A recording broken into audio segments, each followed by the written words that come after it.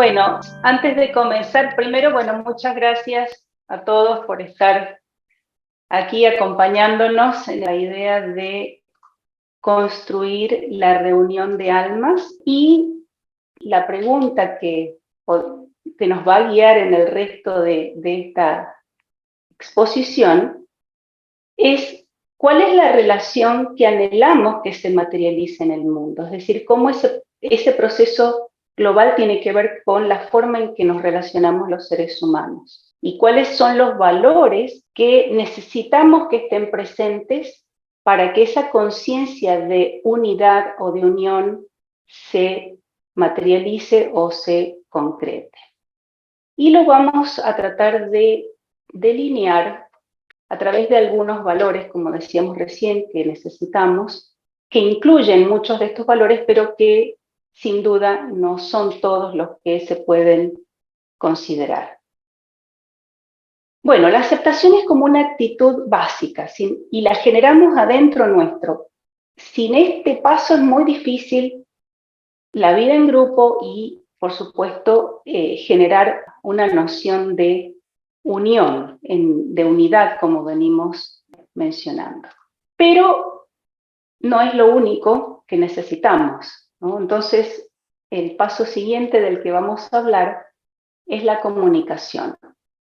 Y la comunicación es muy importante porque comunicarnos es algo que está intrínseco en nuestra condición de seres humanos. Los seres humanos somos seres sociales, estamos permanentemente comunicándonos.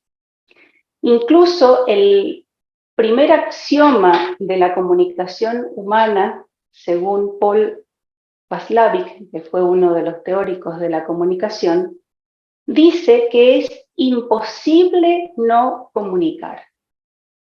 ¿Qué quiere decir? Que aunque yo ignore a una persona y haga de cuenta que no existe, igual me estoy comunicando. Porque le estoy comunicando que no me importa, que hago de cuenta que no existe, y ese es el mensaje que le estoy transmitiendo. Entonces la comunicación tiene este valor, es que es algo que está permanente en nosotros y en la vida de cualquier grupo humano. Y la comunicación tiene, por supuesto, muchísimos aspectos, hay muchísimo desarrollo, investigación, y es un tema que se sigue investigando, y aquí vamos solo a referirnos a algunos aspectos de la comunicación. Y el primero, que parece como el más básico y el que se deduce de cualquier proceso de comunicación, es la escucha, ¿no? La escucha activa, como la llamamos en este momento, es lo que nos lleva a poder iniciar este proceso consciente de comunicación.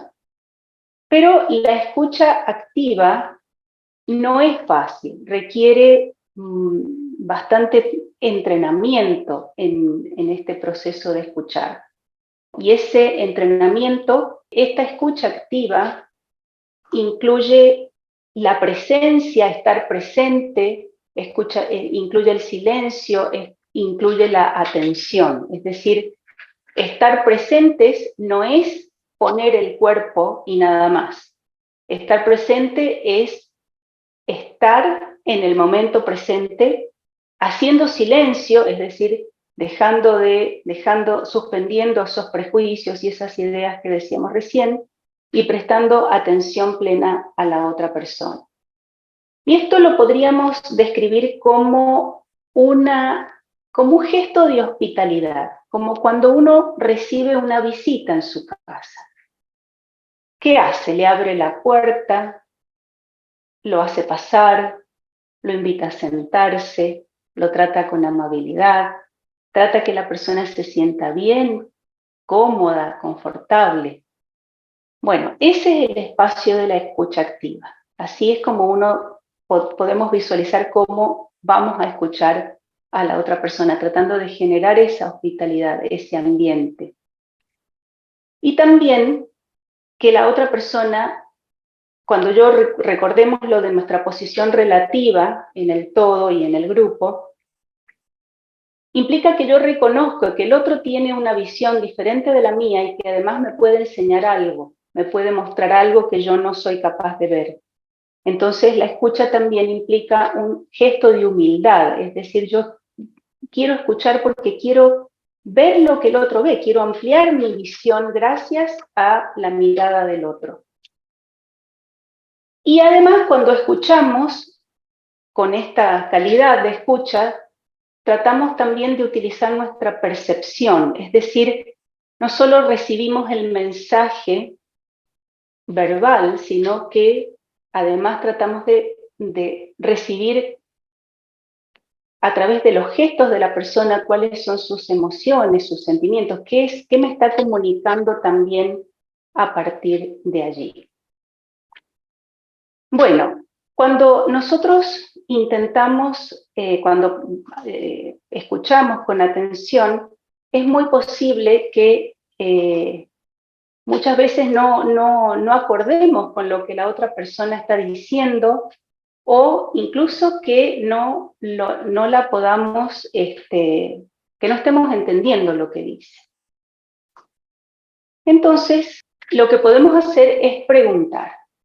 Y aquí lo he llamado el arte de preguntar, porque la pregunta, que es un elemento muy importante para poder comprendernos y en la comunicación, muchas veces es como un arma de doble filo. A veces uno puede preguntar con indiscreción, puede preguntar con ironía, puede preguntar descalificando con la misma pregunta. Y en realidad la pregunta también puede ser generadora, la pregunta puede ser algo que nos abre el campo de la comunicación, de la conversación. Y tiene más que ver con la actitud y con el tono que con las palabras a veces que utilizamos. Por ejemplo, uno puede decirle a alguien, ¿cómo ha llegado usted a esta conclusión? Por ejemplo. O puede decirle, ¿cómo ha llegado a esta conclusión? Es decir, que una pregunta puede permitir que la persona amplíe algo, que me lo trate de explicar de una manera que yo pueda captarlo mejor, o la puede invalidar completamente, ¿no? Entonces, acá hablamos del arte de preguntar, porque preguntar es una herramienta muy interesante si la usamos para abrir el campo de la comunicación. Y estos aspectos, estas prácticas que venimos comentando, nos llevan a algo que todos conocemos muy bien y que es el diálogo. Estamos bastante familiarizados, hace mucho tiempo que practicamos el diálogo, pero también puede suceder que en los grupos a veces sucede, y sobre todo a veces cuando ya nos conocemos mucho, hace mucho tiempo que estamos juntos, que el diálogo sea como una especie de composición de ideas, como un collage, donde cada uno dice una cosa, como siguiendo un protocolo, cumplimos con las reglas, cada uno dice que a su tiempo, pero como una cosa mecánica, ¿no? Como una especie de coreografía donde ya sabemos cuáles son los pasos y seguimos esos pasos y no nos salimos de un terreno conocido. Y creo que el diálogo tiene un potencial mucho mayor. El diálogo es realmente una herramienta de exploración. Es decir, vamos a lo desconocido desde lo que cada uno comparte y desde lo que a cada uno le genera lo que los demás comparten. Es importante a veces que surja el cuestionamiento en el diálogo, la pregunta generadora, como decíamos recién, no la pregunta descalificante, y para eso es importante entender que validar es reconocer al otro, pero no necesariamente uno está de acuerdo con el otro, o no entiende o no ve las cosas como la ve la otra persona. Entonces, lo que podemos hacer es construir a partir de esa discrepancia. Es decir, no tenemos por qué estar de acuerdo. Sin embargo, validamos que el derecho de esa persona de pensar como piensa y además la validez que puede tener su pensamiento desde nuestra posición relativa en el grupo, ¿no? Y un muy buen ejercicio que yo he tratado de practicar y que se los comparto, es tratar de evitar la expresión sí, pero.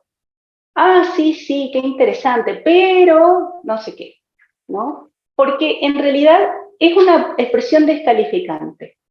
Sí, pero afirmo y al instante siguiente niego. Y podemos a veces tratar de expresarnos de una forma que suma, no que resta. Por ejemplo, qué interesante esto que usted está diciendo. Además, hay otra forma de ver esto que es la siguiente. Entonces no lo he contrapuesto, lo he sumado. Hay otra forma, además de esta, hay otra forma, ¿no? También se puede ver las cosas de esta manera. Y esto puede ayudar mucho realmente a construir en el diálogo. A veces podemos encontrarnos que vamos discrepando y es bueno suspender los temas. Un tema no tiene por qué agotarse en una única conversación.